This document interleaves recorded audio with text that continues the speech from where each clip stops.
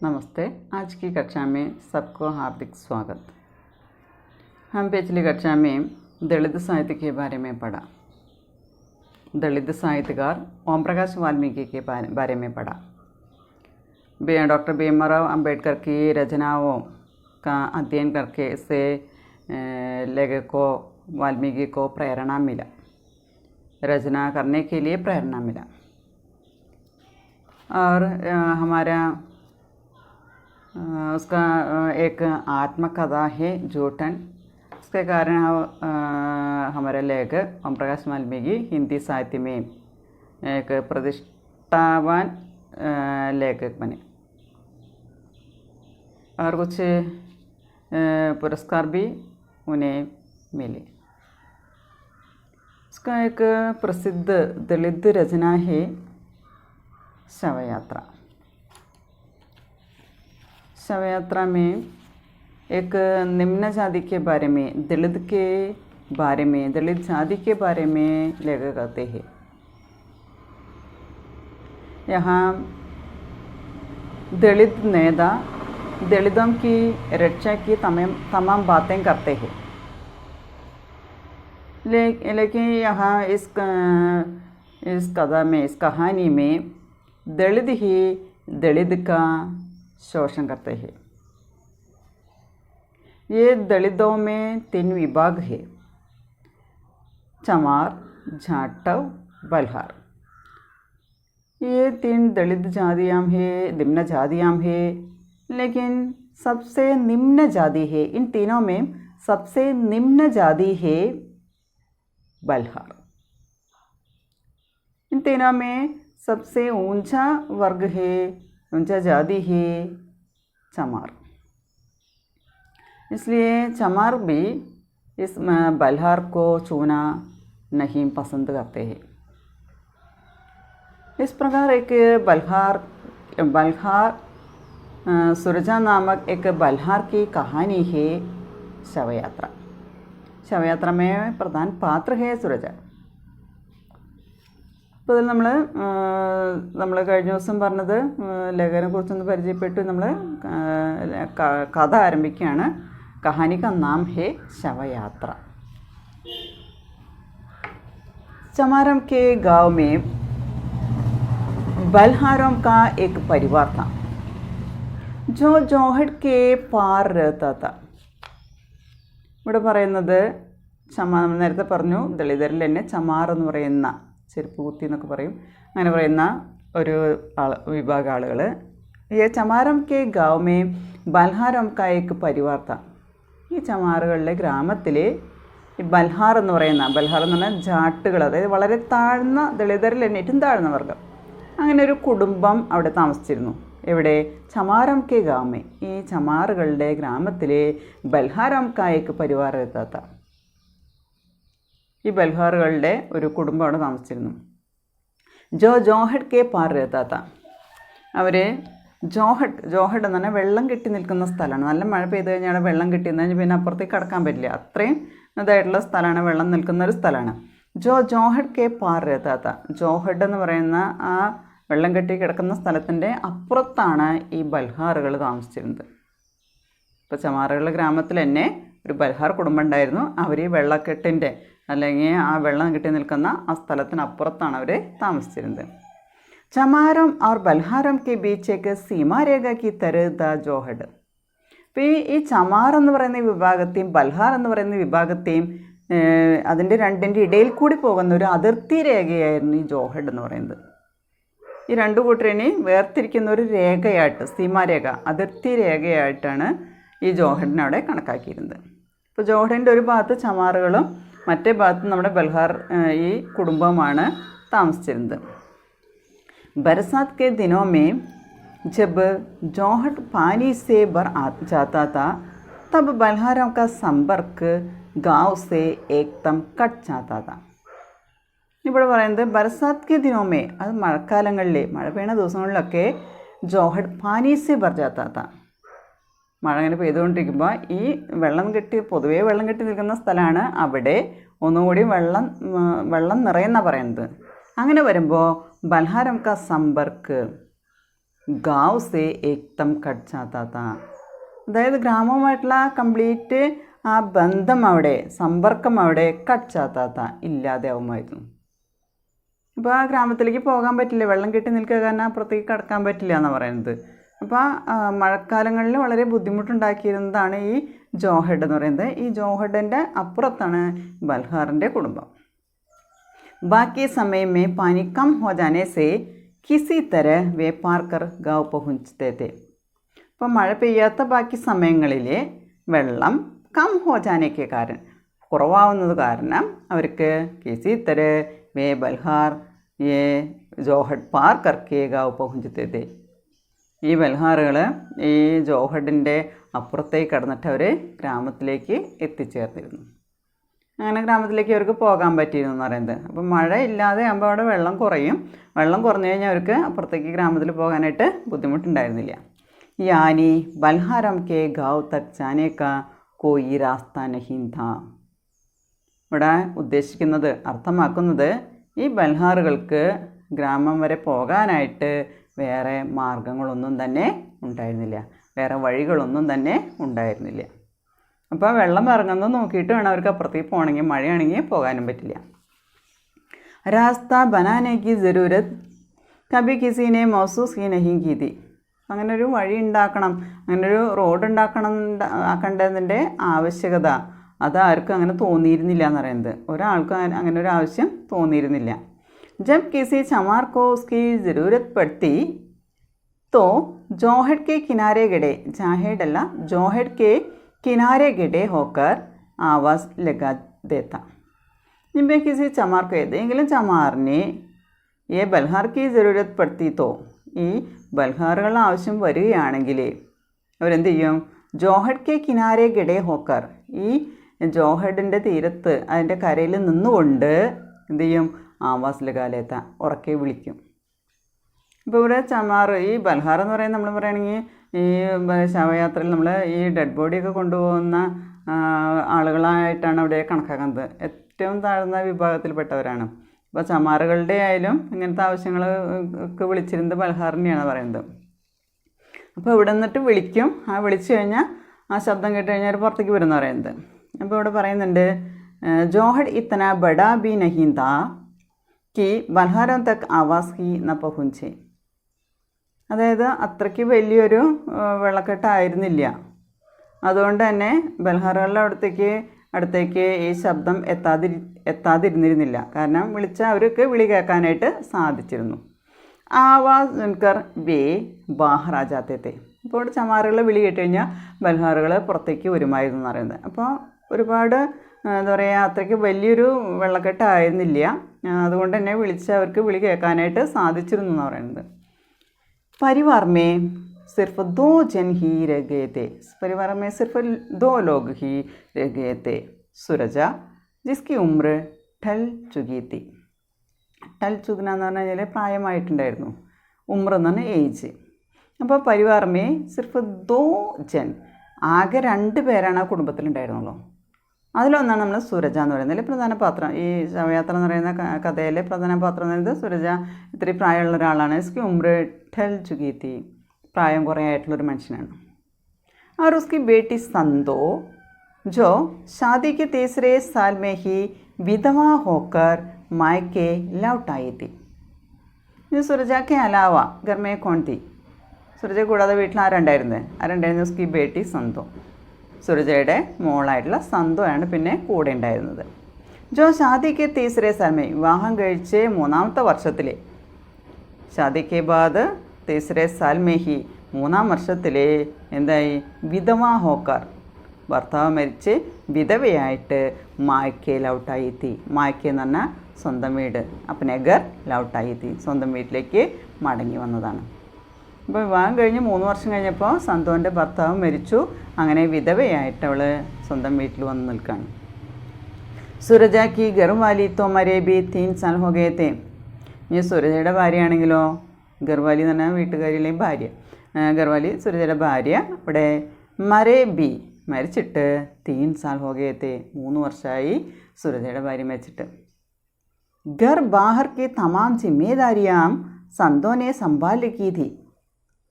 വീട്ടിലെ ആയാലും പുറത്തെ ആയാലും തമാം ജിമ്മേദാരിയ, തമാം എന്ന് പറഞ്ഞാൽ കംപ്ലീറ്റ്, ജിമ്മേദാരി എന്ന് പറഞ്ഞാൽ റെസ്പോൺസിബിലിറ്റി. അതായത് വീട്ടിലെ ഉത്തരവാദിത്തമായാലും അത് പുറത്തെ കാര്യങ്ങളായാലും എല്ലാം പൂർണ്ണമായിട്ടും ആരാണ്? സന്തോനെ സംഭാൽ രഖീതി. സംഭാൽ രഖ്ന എന്നാണ് നിർവഹിക്കുക. അപ്പോൾ ഈ മോള്, അച്ഛന് പ്രായമായി, അതുകൊണ്ട് മോളാണ് വീട്ടിലെ കാര്യമായാലും പുറത്തെ കാര്യങ്ങളായാലും എല്ലാം ചെയ്തു വന്നിരുന്നത്. സന്തോ എന്ന് പറയുന്ന ഈ മകളാണ്. സുരജ വൈസേ ബി കാഫി കംസോർ ഹോ ചലാത. സുരജ ആണെങ്കിലോ ഒന്നും കൂടി കംസോർ ഹോ ചലാത്ത, വളരെയധികം ക്ഷീണിച്ചു വന്നുകൊണ്ടിരുന്നു. ഉത്സേ സൂച്ച്ത ബി കംത. അദ്ദേഹത്തിന് ചിന്തിക്കാൻ പോലുള്ള കഴിവുണ്ടായിരുന്നില്ല, അതുപോലും കുറവായിരുന്നു. അത്രയും പ്രായമായി എന്ന് പറയുന്നത്. ലേക്കിൻ ഫിർ ബി ഗാവ് കെ ചോട്ടെ മോട്ടെ കാം വഹ് കർ ഹി ദേത്താ താ. പക്ഷേ ഗ്രാമത്തിലെ ചെറുതും വലുതുമായിട്ടുള്ള ചോട്ടെ മോട്ടെ, ചെറുതും വലുതുമായിട്ടുള്ള ജോലികൾ വഹ് കർ ഹി ദേത്താ താ, അദ്ദേഹം തന്നെ ചെയ്യുമായിരുന്നു. അപ്പോൾ വെറുതെ ഇരിക്കുന്നില്ല, പ്രായമായി എന്ന് പറഞ്ഞാൽ വെറുതെ ഇരിക്കുന്നില്ല. ഗ്രാമത്തിൽ എന്തെങ്കിലും പണികൾ വരികയാണെങ്കിൽ, അതായത് ചെറുതായാലും വലുതായാലും അയാളെ കൊണ്ട് പറ്റുന്നത് പോലെ അയാൾ അവിടെ പണിയെടുത്തിരുന്നു എന്ന് പറയുന്നത്. അപ്പോൾ ശരീരം ക്ഷീണിച്ചു വന്നിട്ടുണ്ടായിരുന്നു, എന്നാലും അവിടെ അയാൾ പണിയെടുത്തിരുന്നു എന്ന് പറയുന്നത്. सूरजा का एक बेटा भी था जो 10-12 साल की उम्र में ही घर छोड़कर भाग गया था. ഞാൻ സുരജാക്കോ എക്ക് ബേട്ട ബീത. സുരജയ്ക്ക് ഒരു മോനും കൂടിയുണ്ട്. മോൾ നമ്മൾ പറഞ്ഞു, സ്വന്തം പറഞ്ഞു, കൂടാതെ ഒരു മോനും കൂടി ഉണ്ടായിരുന്നു. ആ മോൻ എന്താ ചെയ്തത്? 10-12 साल की उम्र में, ഒരു 10-12 വയസ്സ് പ്രായമുള്ള സമയത്ത് അപ്പനെ ഗർ ചോഡ്കർ ഭാഗയാത്ത, വീട് ഉപേക്ഷിച്ച് ഓടിപ്പോയി. അതായത് നാട് വിട്ട് പോവുക. പണ്ടത്തെ കാലത്തൊക്കെ തന്നെ ചെറിയ കുട്ടികൾ ചിലപ്പോൾ എന്തെങ്കിലും പറഞ്ഞാൽ ചീത്ത പറയുക, ദേഷ്യപ്പെടുക ചെയ്ത് കഴിഞ്ഞാൽ ചിലപ്പോൾ എന്താ പറയുക, നാട് വിട്ട് പോകുന്ന അവസ്ഥ. അപ്പോൾ അതുപോലെ ഒരു 10-12 വയസ്സ് പ്രായമുള്ള സമയത്താണ് ഈ കുട്ടി നാട് വിട്ട് പോയി എന്ന് പറയുന്നത്. കുച്ച് സാൽ ഇധർ ഉധർ ഭടക്നേക്ക് ബാദ് ഉസേ റെയിൽവേ മേ നൗക്കരി ലഗി തി. അപ്പോൾ കുറേ വർഷം അവിടെ ഇവിടെയൊക്കെ കറങ്ങിയതിന് ശേഷം, അലഞ്ഞ് നടന്നതിന് ശേഷം, ഭടക്ന അലഞ്ഞ് നടന്നതിന് ശേഷം ഉസേ റെയിൽവേ മേ നൗക്കരി ലഗി തി, അയാൾക്ക് റെയിൽവേയിൽ ജോലി കിട്ടിയെന്ന് പറയുന്നത്. അപ്പോൾ അതിനിടയ്ക്ക് അയാൾ പഠിച്ചു എന്ന് പറയുന്നത്. അങ്ങനെ അപ്പോൾ 10-12 വയസ്സെന്ന് പറഞ്ഞാൽ നമുക്കറിയാം, ഒരു 5-5 ക്ലാസ്സിൽ അല്ലെങ്കിൽ 6 ക്ലാസ്സിലൊക്കെ എത്തിയത് പ്രായത്തിലാണ് നാടോട്ട് പോയിരിക്കുന്നത്. അങ്ങനെ കുറേ സ്ഥലത്ത് അലഞ്ഞ ശേഷം റെയിൽവേയിൽ ജോലി കിട്ടുന്നുണ്ട്. ഈസ് നൗക്കരീനെ ഹി ഉസേ പഠന ലിഖ്നേക്ക് ഓർ ആകർഷിത് കിയാത. അപ്പോൾ അങ്ങനെ റെയിൽവേയിൽ ജോലി കിട്ടിയതാണ് അദ്ദേഹത്തിനെ വീണ്ടും പഠിക്കാനായിട്ടുള്ള ഒരു പ്രേരണ കിട്ടിയത്. അതാണ് പഠന ലിഖ്നേക്ക് ഓർ ആകർഷിത്, വീണ്ടും എഴുതാനും വായിക്കാനുള്ള ആ ഒരു ഭാഗത്തേക്ക് തിരിയാനായിട്ട് അതിലേക്ക് ആകർഷിക്കപ്പെട്ടു എന്ന് പറയുന്നത്. इसी तरह उसने हाई स्कूल करके तकनीकी प्रशिक्षण लिया और रेलवे में ही फिटर हो गया था. അങ്ങനെ അയാൾ പഠിച്ച് ഹൈസ്കൂൾ പാസ്സായി. ഹൈസ്കൂൾ കറക്കെ ഹൈസ്കൂൾ പരീക്ഷ പാസ്സായി. അങ്ങനെ തക്നീക്കി പ്രശിക്ഷൺ, ടെക്നിക്കൽ ട്രെയിനിങ്, തക്നീക്കി പ്രശിക്ഷൺ എന്ന ടെക്നിക്കൽ ട്രെയിനിങ് അയാൾ നേടി. അങ്ങനെ ട്രെയിനിങ് കിട്ടി. അത് കഴിഞ്ഞിട്ട് റെയിൽവേ മേ ഫിറ്റർ ഹോ ഗയാ താ, റെയിൽവേയിൽ ഫിറ്ററായിട്ട് ജോലി കിട്ടും ചെയ്തു. അപ്പോൾ सूरजा का बेटा का नाम था, बेटा का नाम के बारे में कुछ नहीं कहा. बेटा 10-12 साल के उम्र में अपना घर छोड़कर भाग गया था. इधर उधर भटकने के बाद कुछ साल के बाद रेलवे में एक नौकरी मिला. नौकरी मिलने के बाद वह पढ़ने लिखना शुरू किया और हाई स्कूल की परीक्षा पास की और तकनीकी प्रशिक्षण लिया और रेलवे में फिटर के रूप में काम मिला. അതാണ് പറഞ്ഞത്, ഫിറ്ററായിട്ട് അവിടെ ജോലി കിട്ടി. നാം താ കല്ലു ജോ അബ് കല്ലൻ ഹോ ഗയാ താ. ഉസ്കാ ബേട്ടാ കാ നാം താ കല്ലു. കല്ലു എന്നായിരുന്നു പേര്, പക്ഷേ അബ് കല്ലൻ ഹോ ഗയാ താ. ഇപ്പോൾ കല്ലു എന്ന പേരിലല്ല, കല്ലൻ എന്ന പേരിലാണ് അയാൾ അറിയപ്പെടുന്നത്. അപ്പോൾ സുരജ കാ ഏക് ബേട്ടി ഹി സന്തോ शादी के 3 साल में विधवा बनकर अपने घर में आई थी. एक बेटा भी था, वह कई साल पहले अपना घर छोड़कर भाग गया था, लेकिन रेलवे में एक काम मिला. उसके बाद पढ़ाई शुरू किया, हाई स्कूल की परीक्षा पास किया और टेक्निकल प्रशिक्षण भी लिया और रेलवे में फिटर का काम मिला. उसका नाम था कल्लू. अब कल्लन नाम से जाना जाता है. ഇപ്പോൾ കല്ലൻ എന്ന പേരിലാണ് അറിയപ്പെടുന്നത്. जब संदो की शादी हुई सारा खर्च कल्लन से ही उड़ाया था. ഇവിടെ പറയണ സന്തോൻ്റെ വിവാഹം അവിടെ കഴിയുന്നുണ്ട്.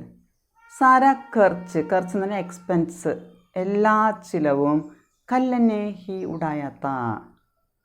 കല്ലൻ തന്നെയാണ് വിവാഹ ചിലവുകളെല്ലാം എടുത്തത്. കല്ലനായിരുന്നു. കാരണം കല്ലനെ റെയിൽവേയിൽ ജോലി കിട്ടി, നല്ല വരുമാനമൊക്കെ ആയി. അയാളാണ് പട്ടണത്തിലാണ് താമസിക്കുന്നത്, ഗ്രാമത്തിലില്ല. അങ്ങനെ ഡൽഹിയിലാണ് ജോലി കിട്ടിയിരിക്കുന്നത്. അങ്ങനെ അയാളാണ് സന്തോൻ്റെ വിവാഹത്തിന് വേണ്ട എല്ലാ കാര്യങ്ങളും ചെയ്തത്, എല്ലാ ചിലവുകളും വഹിച്ചത് കല്ലനായിരുന്നു.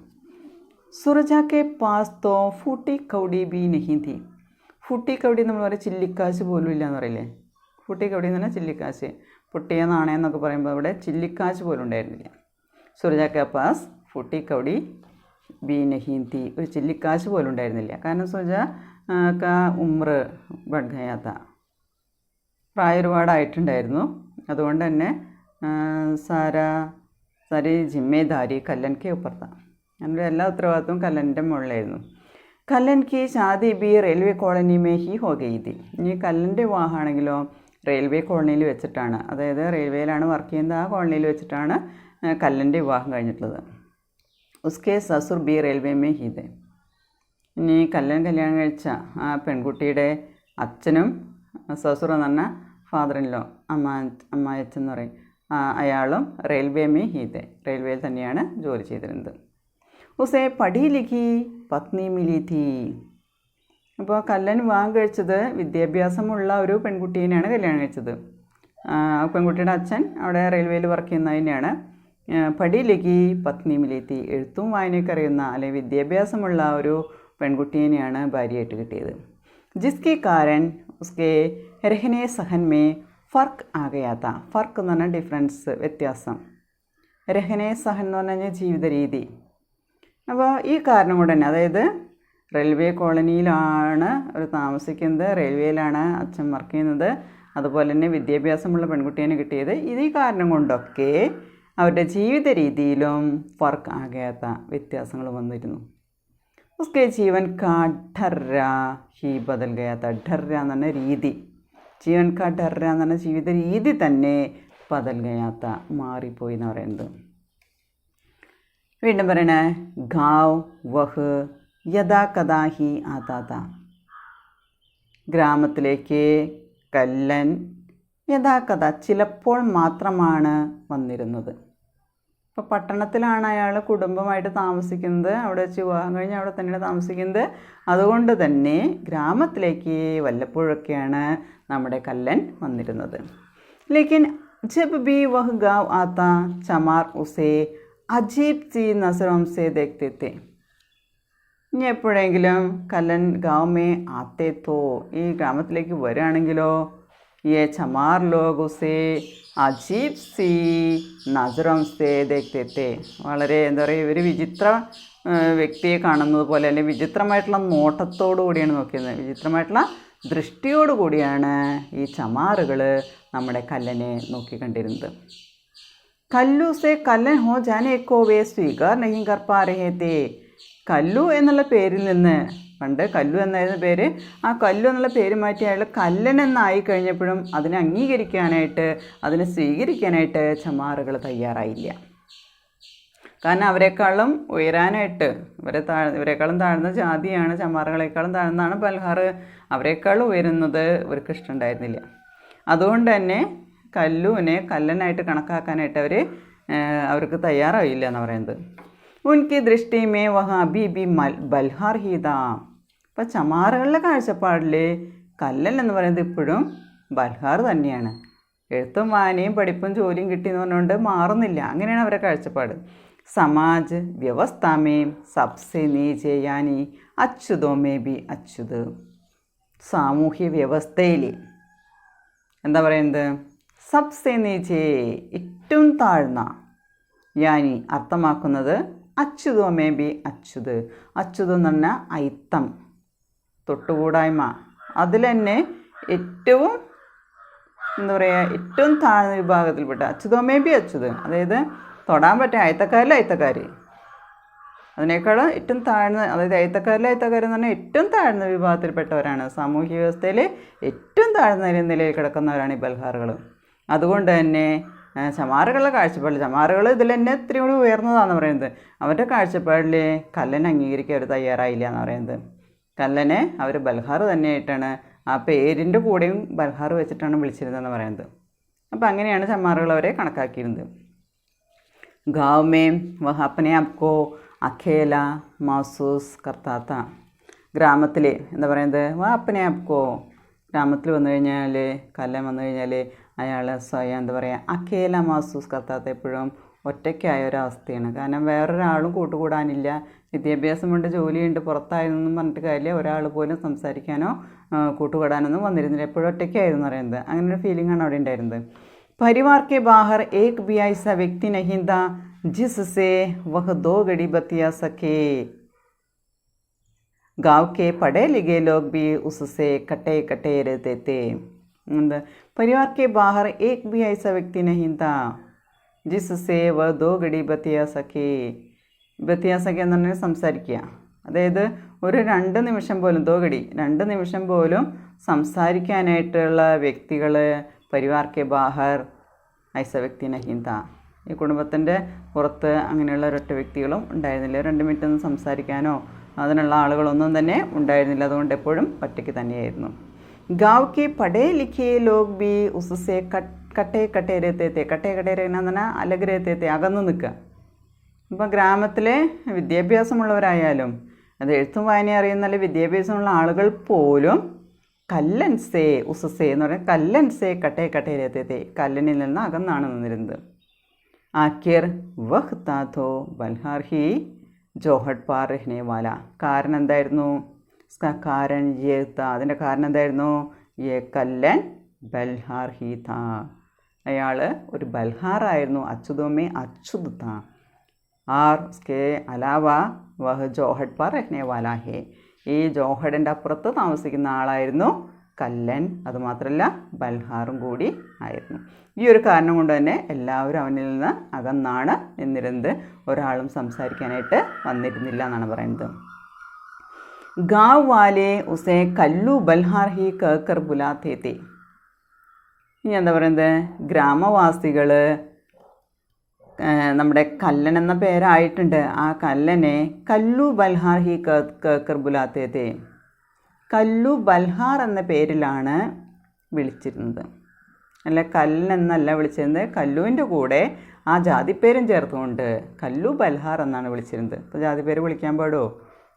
ജാതിപ്പേര് വിളിക്കാൻ പാടില്ല, പക്ഷേ ഇവിടെ ആ ജാതിപ്പേര് വെച്ചിട്ടാണ് വിളിച്ചിരുന്നത് ഗ്രാമവാസികൾ. ഉസേ ഈ സംബോധന അച്ഛാ നഹി ലഗ്താ താ. പക്ഷെ അങ്ങനെ സംബോധന ചെയ്യുന്നത് ഇവന് ഇഷ്ടമുണ്ടായിരുന്നില്ല. അതാർക്കായാലും ഇഷ്ടമുണ്ടാവില്ല, കാരണം താഴ്ന്ന ജാതിയാണ്. ആ ജാതിപ്പേര് ചേർത്തിട്ട് സംബോധന ചെയ്യുന്നത്, ഗ്രാമവാസികൾ സംബോധന ചെയ്യുന്നത് കല്ലന് ഇഷ്ടമുണ്ടായിരുന്നില്ല. നസ്തർക്കി തര ഉസേ ബീന്ത് കർ ഹീനഭാവനാസേ ബർദേത്ത. അതായത് ഓപ്പറേഷൻ ചെയ്യുമ്പോൾ കത്തി കൊണ്ട് ഭേദിച്ച് അതിൽ ഹീനഭാവന നിറയ്ക്കുന്ന, വളരെ മോശം ഭാവന നിറയ്ക്കുന്ന തരത്തിലുള്ള ഒരു പ്രതികരണമാണ് അങ്ങനെ സംബോധന ചെയ്യുമ്പോൾ ഉണ്ടായിരുന്നത്. അതായത് കീറി മുറിക്കുന്ന അവസ്ഥ, അതായത് ഹീനജാതിയാണ്, താഴ്ന്ന ജാതിയാണെന്നുള്ള ആ ഒരു ബോധം ഉണ്ടാക്കുന്ന തരത്തിലുള്ള പെരുമാറ്റമാണ് അവരിൽ ഉണ്ടായിരുന്നത്, ഗ്രാമവാസികളിൽ ഉണ്ടായിരുന്നത്. നസ്തർ കീ തര എന്ന് പറഞ്ഞാൽ ഓപ്പറേഷൻ്റെ കത്തി പോലെ.